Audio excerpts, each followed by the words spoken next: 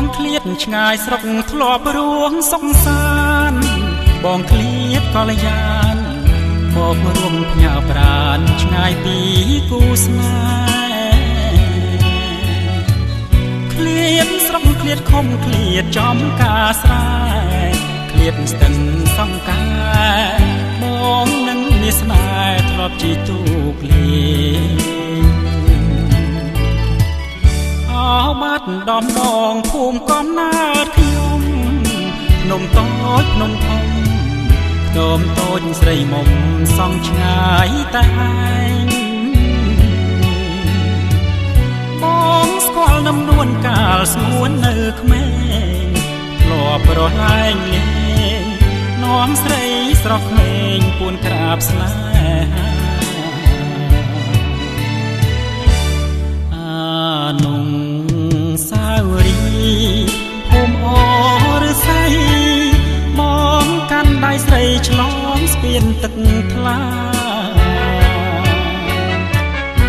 សេរីសោភ័ណ្ឌយើងបានសច្ចាបនអស់អ្នកតាលើភ្នំកងវ៉ាជួយចាំសំដីឥឡូវបងបានស្គាល់ឋានសុខធំប្រតែស្រីមុំបងយំស្រណោះអនុសាវរីយ៍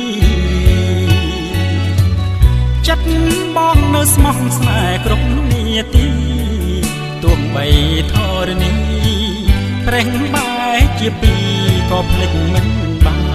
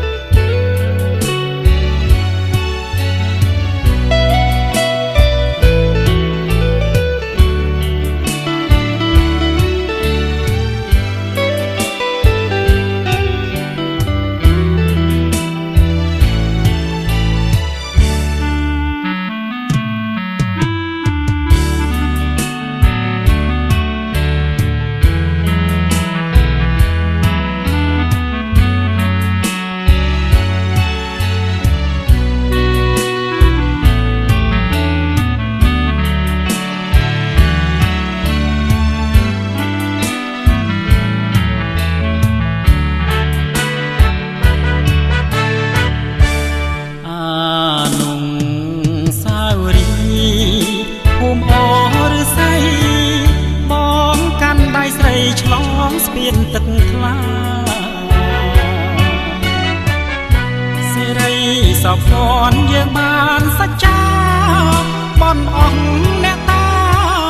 លើភ្នំកងវ៉ាជួយចាំសំដីឥឡូវបងបានស្គាល់ឋានសុខធំប្រតែស្រីមុំបងយំស្រណោះអនុសាវរីយ៍ចិត្តបងនៅស្មោះស្នេហ៍គ្រប់នាទីទោះបីធរណីប្រេងបែកជាពីរក៏ភ្លេចមិនបាន